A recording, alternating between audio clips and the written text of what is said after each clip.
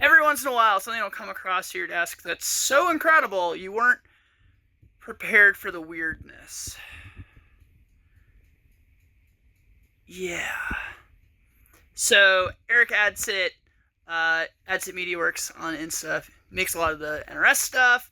So he had a warranty haul, and he did this. It's a little too crazy to actually use, but it does give me an idea. I have this old Savage Beast, and I think the tail will be pretty good. As a whole package, the Beast was garbage, but just from this part, tacked onto something else, it won't be amazing, but better than what we started with. It could be. So let's give it a shot. So I'm going to start by just cutting off the part that I definitely don't want. And, you know, worst case, these things aren't going to go together. I can just pinch and weld it. Mostly I'm just worried that I'm taking a very large boat and putting a medium-ish, medium-small stern on it. So I'm not really picturing yet how it's going to come together. I don't think it's going to just butt up against. I think one's going to have to slide inside the other almost. It's going to be more complicated than just the basic thunk.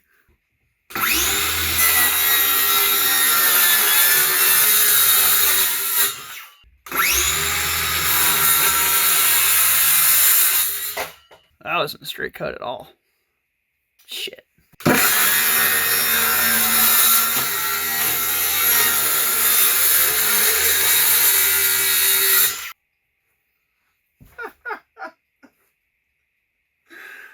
This is so ridiculous. We are just butchering this thing. Somehow that's better. I don't know why. Alright, well, we did half the dirty deed.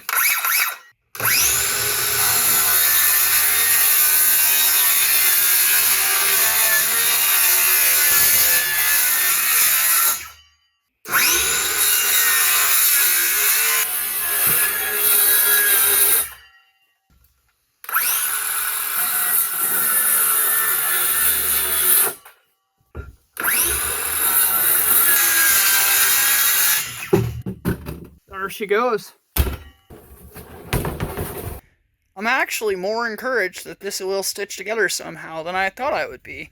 Now busting out the tape measure for the first time, it looks like there is a decent lineup spot right here, but that the width of the Nomad is going to be about an inch over the Beast. So even if I slip one into the other, there will be a pretty significant gap to fill. But, you know, I can probably make that work. I'm definitely at some point going to have to do something about this tumor or whatever on the side. But we'll get there.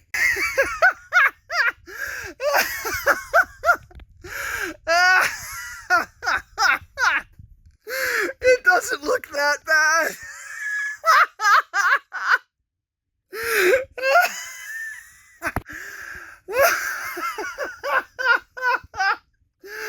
Oh my god. Okay, I need a tape measure. I don't want this to be 9.5 feet long. So we're sitting at 8.5 feet. I think if I just like tilted that up inside and got the rocker up, this wouldn't be bad. Right now, just sort of, that's my only kind of concern right there, is that the stern's almost tilted down. So as predicted, we've got some pretty honking gaps we're going to have to close here. But the top to bottom isn't too bad. Essentially what I'm going to do is try to measure off of fixed points on the cockpit back to these corners to get the Beast mated to the Nomad as just straight and square as possible. It's not going to be easy. And then pin it to place, weld the top and bottom so that's secure, and then I'll have to just sort of make relief cuts down here the same way that Eric did to close, but I'll sort of have to do it just to tighten up and kind of almost do plastic surgery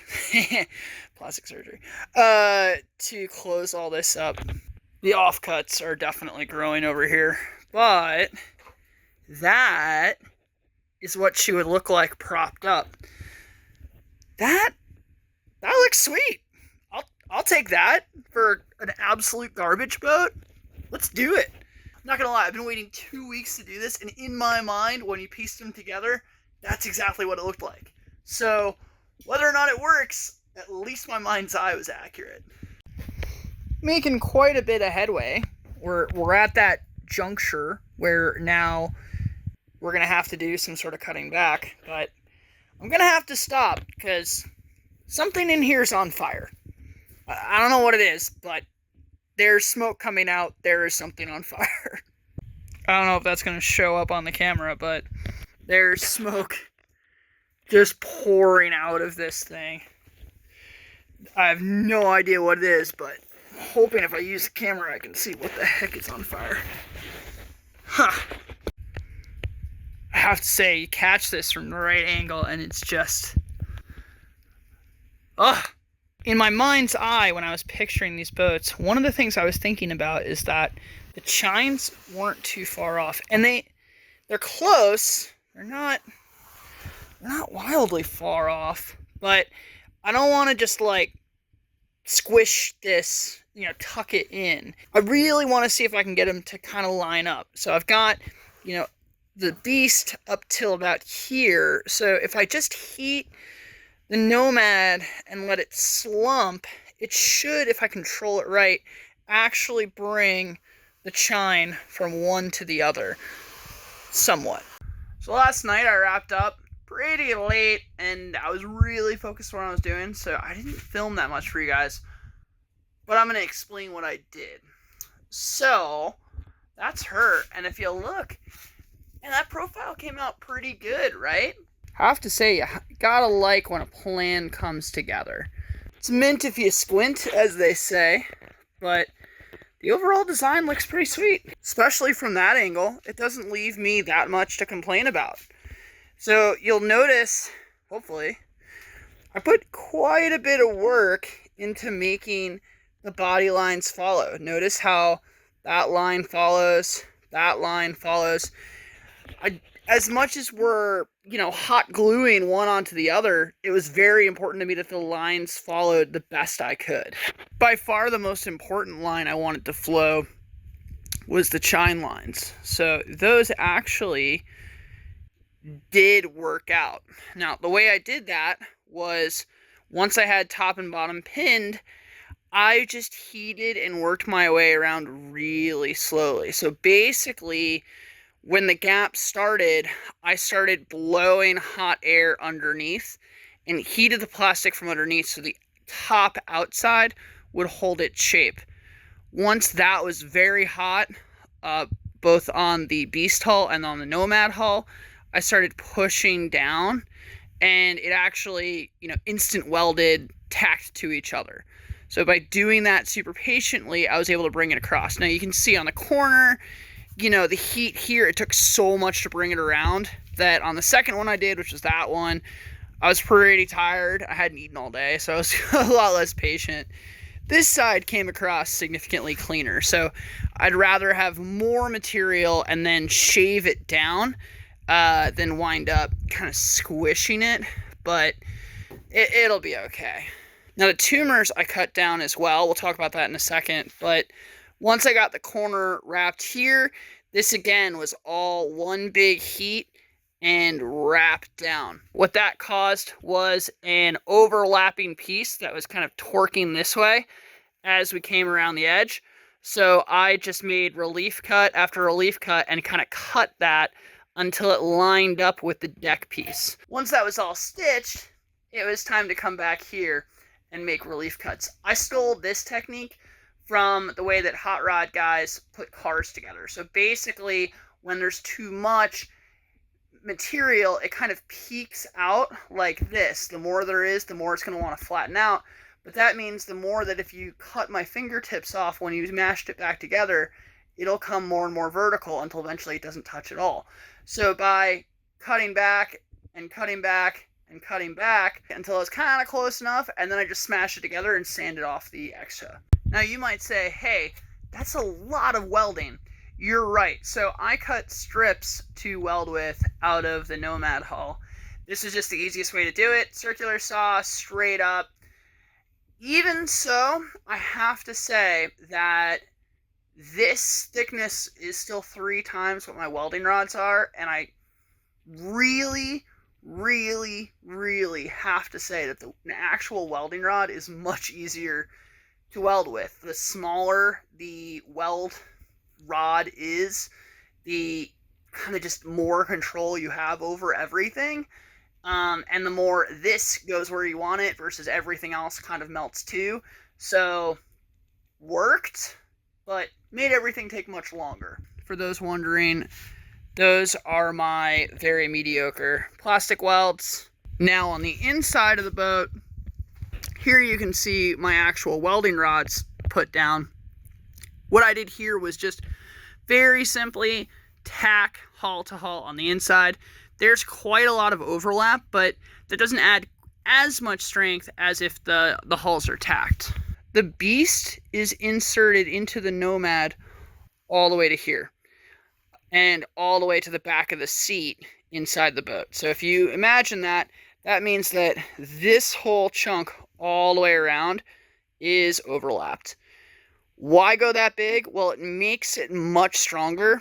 Also, that gave me, as it was mating, much more play in the rocker profile. So I basically wound up giving myself kick rocker, whereas if these had been, only an inch of play or something, the angle that I could have mated these at would have been much flatter, which, I mean, that would be cool, but this boat's supposed to be redonkulous, so let's make it redonkulous.